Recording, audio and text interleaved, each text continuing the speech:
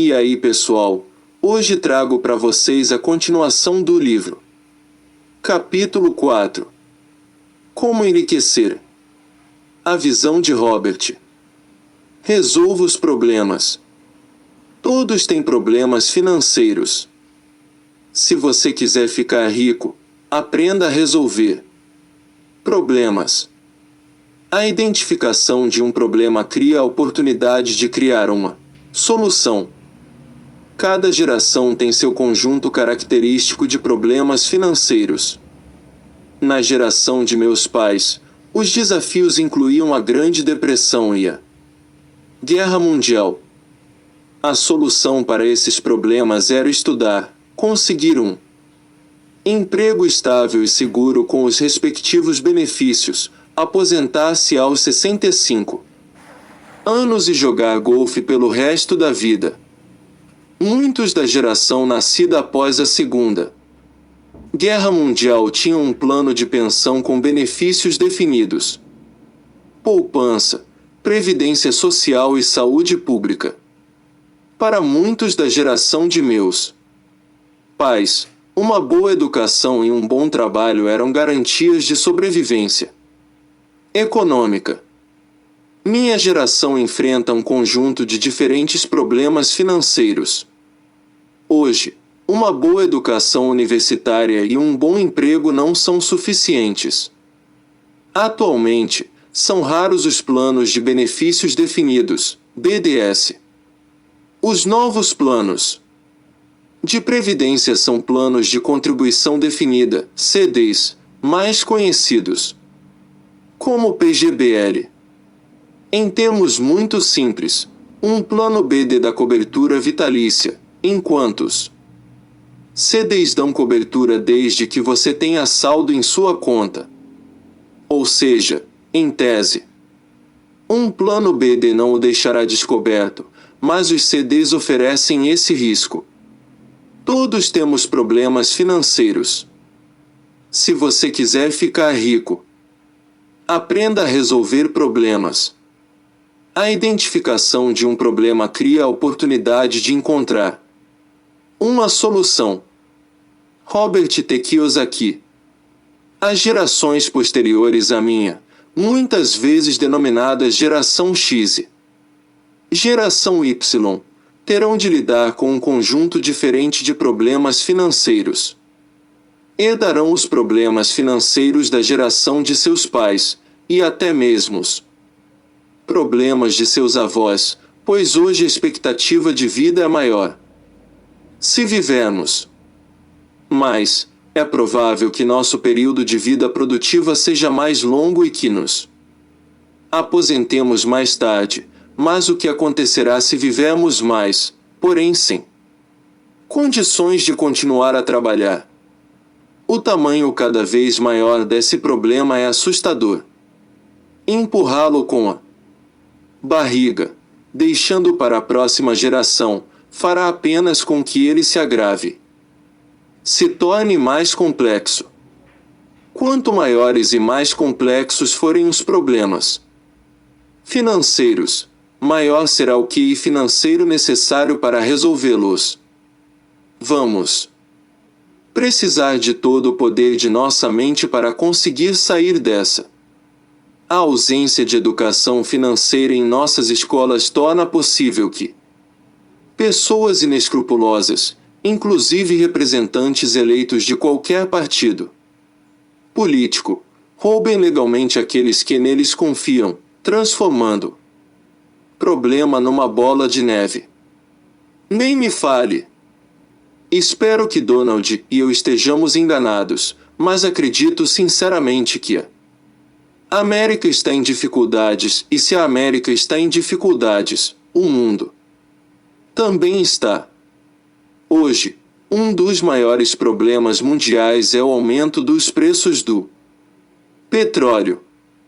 O petróleo é o sangue da economia mundial. Se o preço do petróleo subir demais e se não encontrarmos logo uma alternativa melhor para o problema dos combustíveis, a economia mundial enfrentará dificuldades. preço do litro da gasolina na bomba não afeta muito nem a Donald nem a mim. Mas com certeza afeta quem ganha salário mínimo, para quem o preço do combustível faz diferença na mesa da família, como certa vez afirmou Donald. Acrescentou, o petróleo afeta a economia como um todo, e o problema é que suas reservas estão se esgotando. A tendência é que os preços fiquem cada vez mais altos.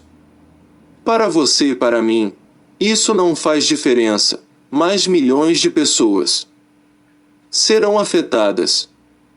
Se o preço do petróleo ultrapassar $100 o barril, e acredito que isso acontecerá em um futuro próximo, a economia será afetada, mas não necessariamente você.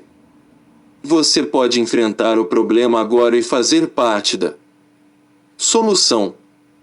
Quando converso com as pessoas sobre alguns desafios que nos esperam, ouço os mais variados comentários.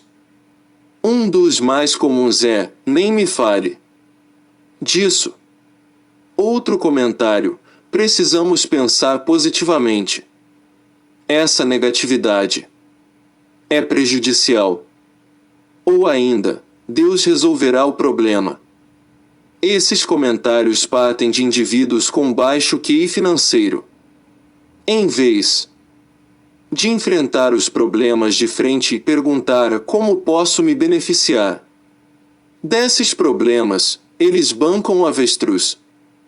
E é por essa razão que milhões, possivelmente bilhões de pessoas sofrerão as consequências nos anos que estão por vir.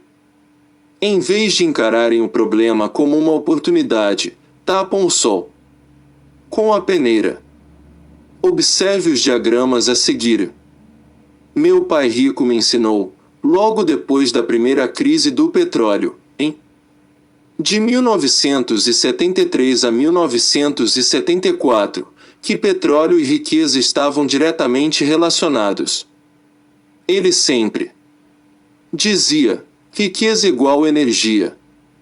Desde que era aprendiz na Standard Oil, trabalhando em navios petroleiros, atividade que comecei a desenvolver em 1966, eu me interessava por petróleo. A explicação de meu pai rico era simples: quando o preço da energia cai, nossa riqueza aumenta. A equação é mais ou menos assim. E, para a maioria das pessoas, quando o preço da energia sobe, sua riqueza diminui. Em 1974, ano em que iniciei minha carreira profissional como representante de vendas da Xerox, pude comprovar que a teoria de meu pai rico estava correta. Naquele ano, os altos preços do petróleo provocaram a retração da economia. As empresas não mais alugavam copiadoras Xerox. Ao contrário, estavam cancelando seus contratos de leasing. Em minha primeira venda, tive de me ajoelhar na frente do cliente e estava implorando, não vendendo.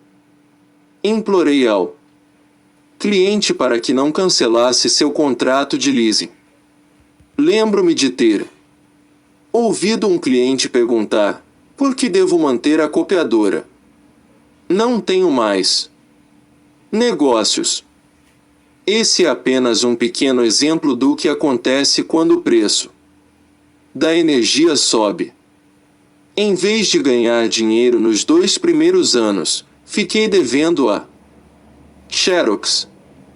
Isso se deu porque toda vez que um cliente cancelava o contrato de aluguel de uma máquina, a comissão paga ao representante de vendas que vender o equipamento tinha de ser devolvida à empresa.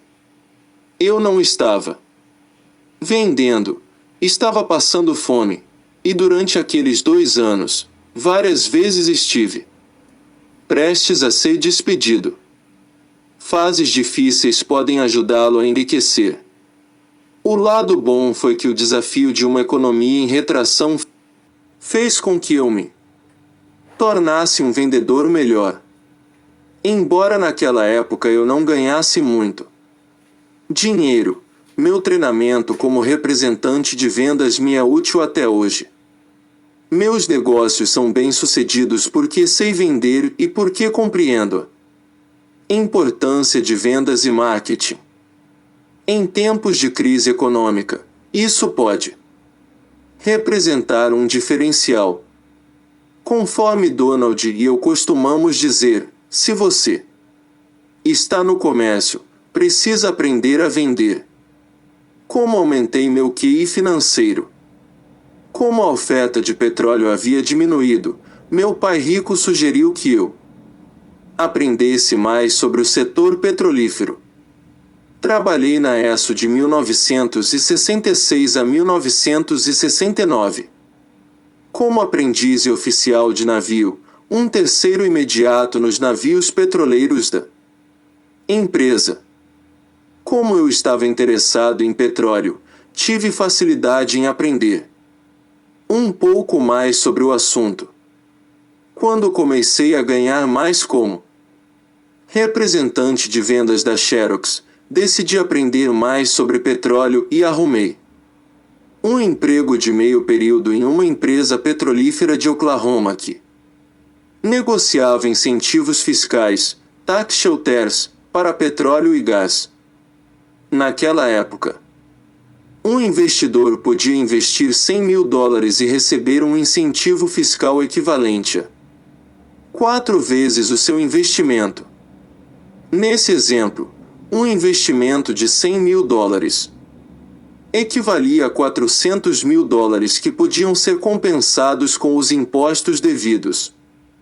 Assim, o investidor ganhava mais dinheiro com a produção de petróleo e ainda pagava muito menos impostos, uma das razões pelas quais os ricos ficavam mais ricos. Negociar esses tax shelters alavancados de petróleo e gás ensinou-me algumas lições importantes. A primeira foi que nem todos os negócios estavam sofrendo devido à crise do petróleo.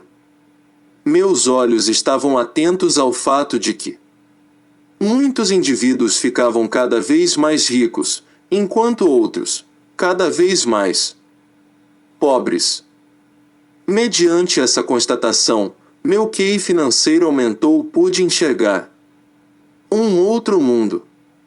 Após minha experiência vendendo copiadoras Xerox, empresas e, mais tarde, em minhas horas de folga, vendendo tax shelters aos ricos, decidi que queria enriquecer.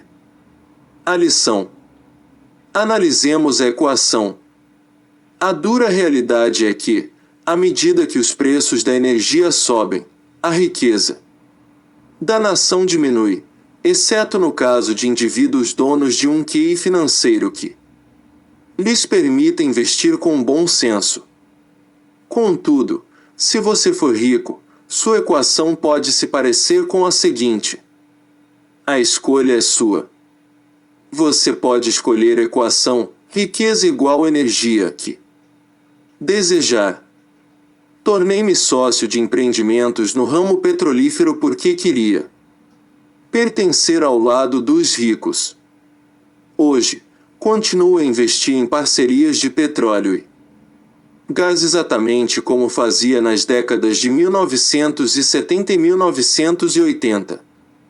Atualmente, nos Estados Unidos, o desconto nos impostos, embora não tão favorável como no passado, continua atraente.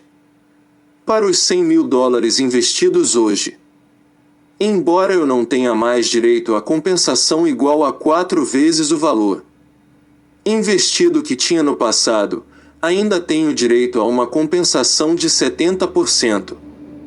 Mais 15% a título de exaustão, que é o termo da contabilidade para o ajuste do valor de ativos que podem se exaurir, tais como minas, campos de petróleo, florestas, etc.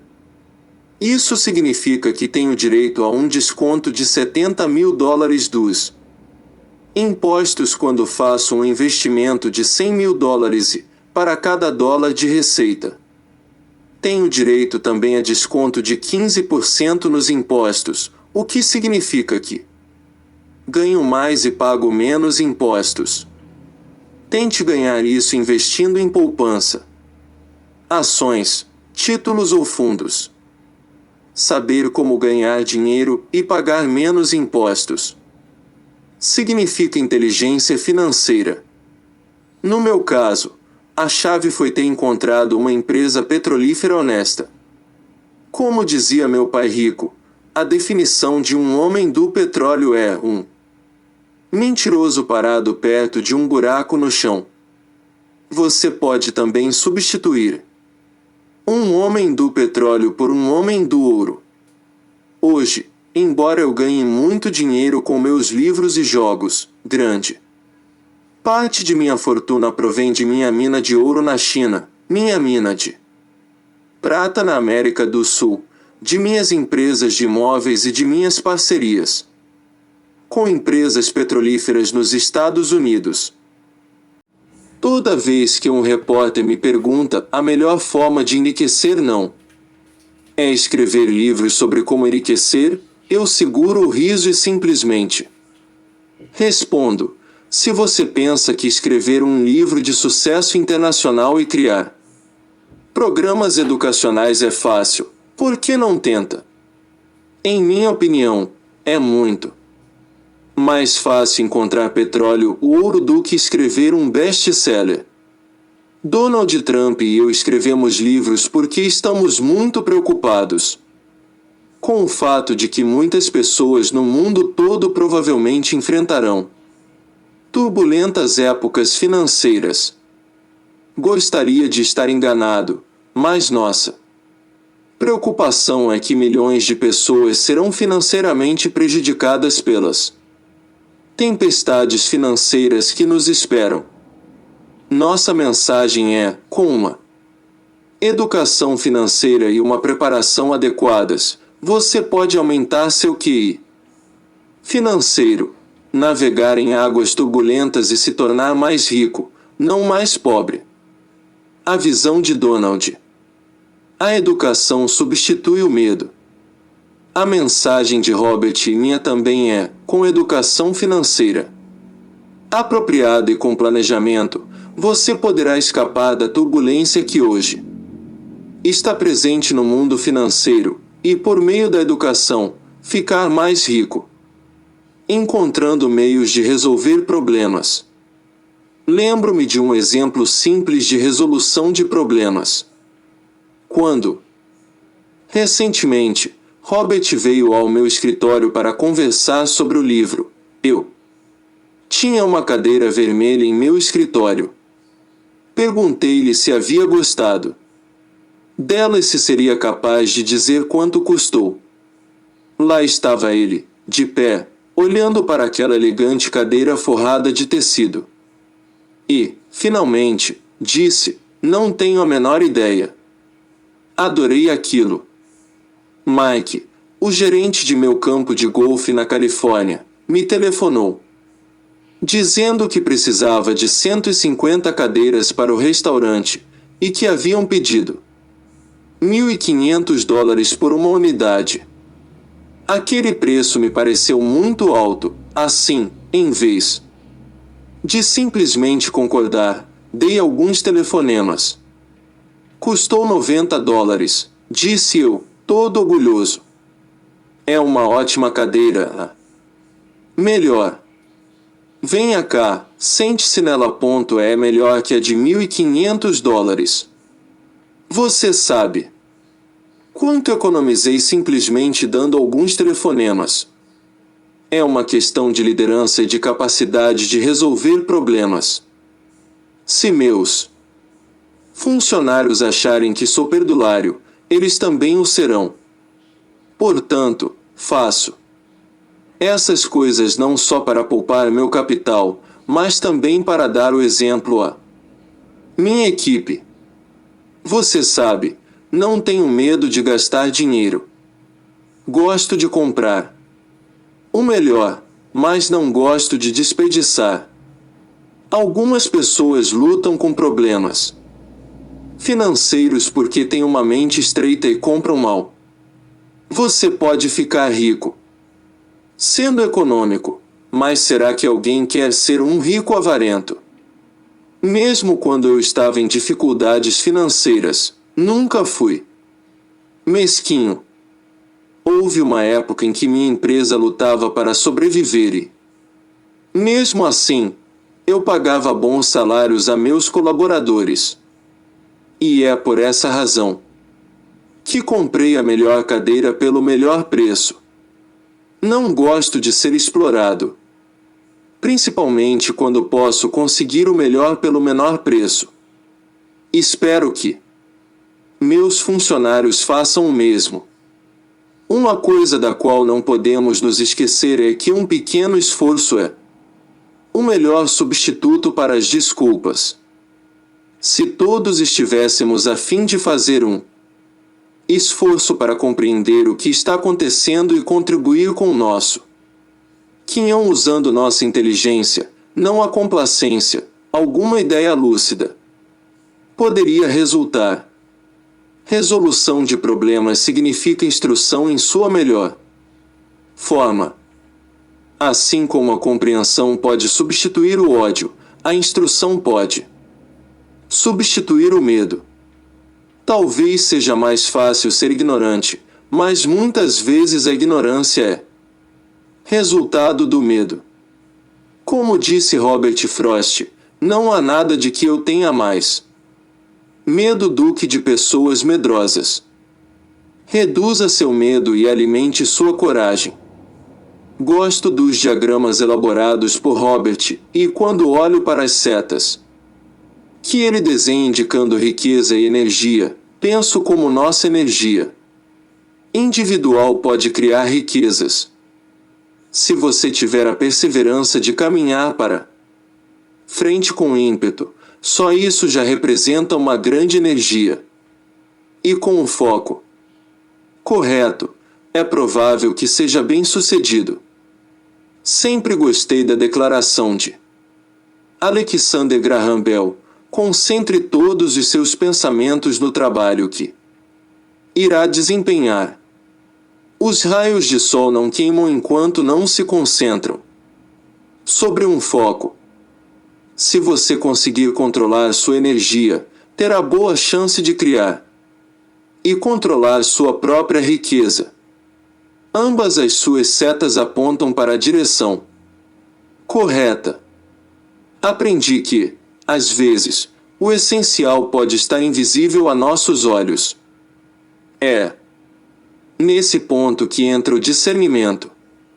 Os líderes são indivíduos que substituíram o medo pelo discernimento, o que significa que podem prever o inevitável.